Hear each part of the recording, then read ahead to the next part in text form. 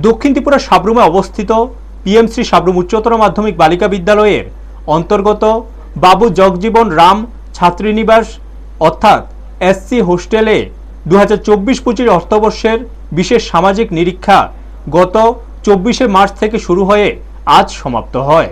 ত্রিপুরা সরকারের উদ্যোগে পরিচালিত এই নিরীক্ষার শেষ দিনে অনুষ্ঠিত হয় গুরুত্বপূর্ণ পাবলিক ওপিনিয়ন সেশন। এই জনমত সভায় অডিটর হোস্টেলের সার্বিক পরিস্থিতি তুলে ধরে এর ইতিবাচক দিক ও কিছু ঘাটতির কথা উল্লেখ করেন। বিশেষ করে ছাত্রীদের নিয়মিত স্বাস্থ্য পরীক্ষার অভাব এবং প্রয়োজনীয় তথ্য ও নথিপত্র সঠিকভাবে সংরক্ষণ না করার বিষয়টি সামনে আসে। তবে এর পাশাপাশি হোস্টেলের আবাসিক ছাত্রীদের পড়াশোনার প্রতি আগ্রহ ও তাদের ভালো ফলাফলের বিষয়টিও প্রশংসার সঙ্গে তুলে ধরা হয়, যা প্রতিষ্ঠানটির একটি বড় ইতিবাচক দিক হিসেবে চিহ্নিত হয়েছে। এই দিনের আলোচনায় অংশ নেন প্রাক্তন বিদ্যালয় পরিদর্শক দুলাল দাস, এসএমসি সদস্য চন্দন রায় চৌধুরী এবং সরকারি প্রধান শিক্ষক রঞ্জন দেবনাথ। তারা সোশ্যাল অডিট রিপোর্ট নিয়ে বিস্তারিত আলোচনা করেন এবং ভবিষ্যতে হোস্টেলের পরিকাঠামো ও পরিষেবার মানোন্নয়নের উপর গুরুত্ব আরোপ করেন।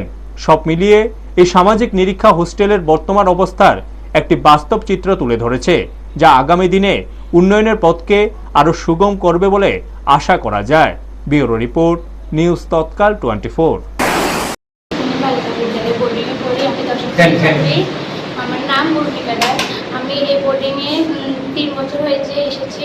এই বোর্ডিংয়ে ফেসিলিটি এবং সব মোটামুটি ভালোই আছে। তো আমাদের সকালে কোচিং 7টা থেকে 9টা পর্যন্ত কোচিং করায়, তারপর আমাদের টিফিন ব্রেকফাস্ট সব হয়।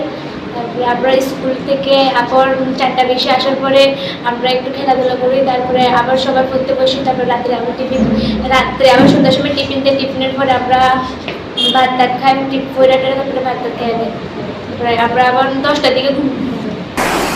এই স্কিমের আপনারা রেকমেন্ডেশন করেছেন, সেটা আমরা আগামী শিক্ষাবর্ষ থেকে আমরা সেটা পুরোপুরি মাত্রায় আমরা কি করব, সেটাকে আমরা চালু করব এবং সেই রেকমেন্ডেশন অনুযায়ী আমাদের প্রথম যে কাজটা থাকবে, এই স্কিমের সমস্ত তথ্যগুলি আমরা একেবারে হোস্টেলের সামনে আমরা ছাপিয়ে দেব, টাঙিয়ে দেব, যাতে জনসাধারণ, সর্বস্তর জনসাধারণ থেকে জনপ্রতিনিধি থেকে শুরু করে গার্জিয়ান যারা আছে সবাই যাতে সেই স্কিম সম্পর্কে ওয়াকিবহাল হয়, কত টাকা আসে, কত টাকা ব্যয় হয় এবং তার সংখ্যা কতটা সিট আছে, কতটা খালি আছে, সেটা আমরা সেখানে দেব।